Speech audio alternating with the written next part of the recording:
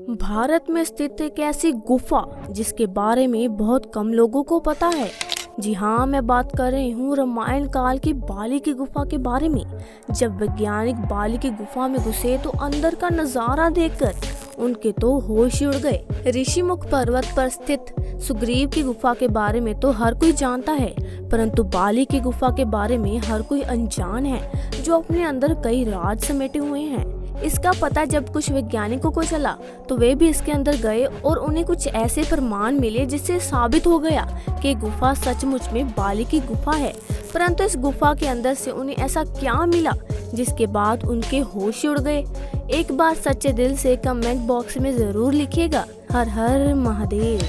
वानर राज बाली का शासन किष्किंधा नगरी में हुआ करता था। वे इतना बलशाली था कि उसने रावण को भी पराजित कर रखा था। परंतु ऐसा क्या हुआ कि उसने अपने भाई से ही दुश्मनी हो गई, जिसके पीछे का कारण वह गुफा है जिसे आज हम बाली की गुफा के नाम से जानते हैं। एक बार की बात है जब मायावी नाम के राक्षस ने बाली को युद्ध के लिए ललकारा। बाली उसके पीछे भागा। वह राक्षस भागते भागते एक गुफा के अंदर जा पहुंचा। बाली ने उस गुफा के द्वार पर सुग्रीव को खड़ा किया और उस राक्षस का वध करने के लिए उस गुफा के अंदर चला गया। तकरीबन 1 साल बीत चुका था और बाली उस गुफा के अंदर से नहीं लौटा था। सुग्रीव को बहुत चिंता सता रही थी, परंतु उसने देखा कि गुफा के अंदर से तो खून बाहर आ रहा है।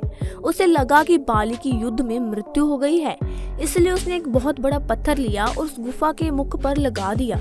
परंतु वह सच में अनजान था। दरअसल वह गुफा इतनी लंबी थी कि उस राक्षस को बाली को ढूंढने में 1 साल लग गया और 1 साल बाद उसने उस मायावी राक्षस का वध कर दिया। परंतु जब वह गुफा के द्वार पर पहुंचा तो एक बहुत बड़ा पत्थर देखकर उसे भी हैरानी हुई। उसने मन ही मन में सोचा कि शायद सुग्रीव मेरा शासन हड़पना चाहता है। उसने जैसे तैसे वह पत्थर हटाया और वापस अपनी नगरी में पहुंचकर सुग्रीव को धक्का मारकर अपनी नगरी से बाहर निकाल दिया। जिसके बाद सुग्रीव अन्य वानरों के साथ ऋषिमुख पर्वत पर रहने लगे।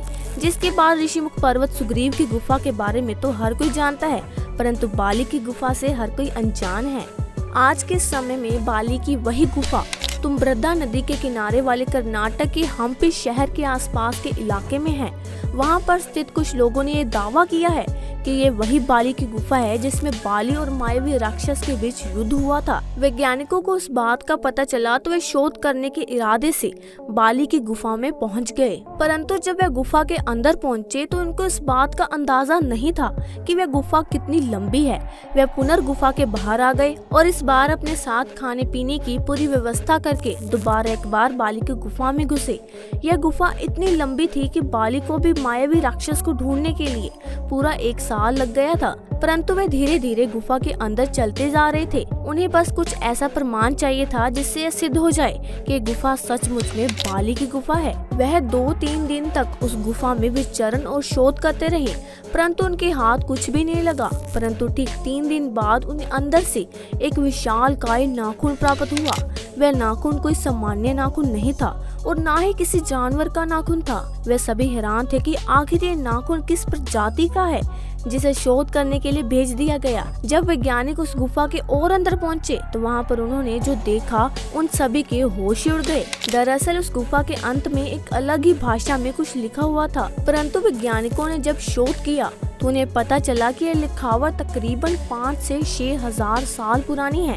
वानर नाम की प्रजाति पहले इस तरह की लिखावट का इस्तेमाल किया करती थी। वानर बंदरों से अलग हुआ करते थे। उनका शरीर मानव की तरह होता था, परंतु मुख बंदर की तरह होता था। उनकी पूंछ भी होती थी। वे काफी हष्ट पुष्ट पहलवान की तरह होते थे। जब वह नाखून अच्छी तरह से शोध किया गया तो वह पाया गया कि वह किसी आम इंसान का नाखून तो हो ही नहीं सकता, ना वह किसी जानवर का नाखून है, क्योंकि मायावी राक्षस और बाली के बीच उस गुफा में युद्ध हुआ था। तो यह प्रमाण दिए गए कि यह नाखून जरूर मायावी राक्षस का नाखून है। जिसके बाद वैज्ञानिकों ने भी इस बात पर मोहर लगा दी कि यह गुफा सचमुच में बाली की गुफा है, जो आज के समय में तुम्ब्रदा नदी पर एक कर्नाटक के हम्पी शहर के जंगली इलाकों में मौजूद है। इस घटना को लेकर आपके क्या विचार है, हमें कमेंट सेक्शन में जरूर बताइएगा। अगर वीडियो पसंद आया हो तो लाइक करें, शेयर करें एंड चैनल को सब्सक्राइब करके बेल आइकन को प्रेस करना मत भूलिएगा। तब तक के लिए नमस्कार, टेक केयर।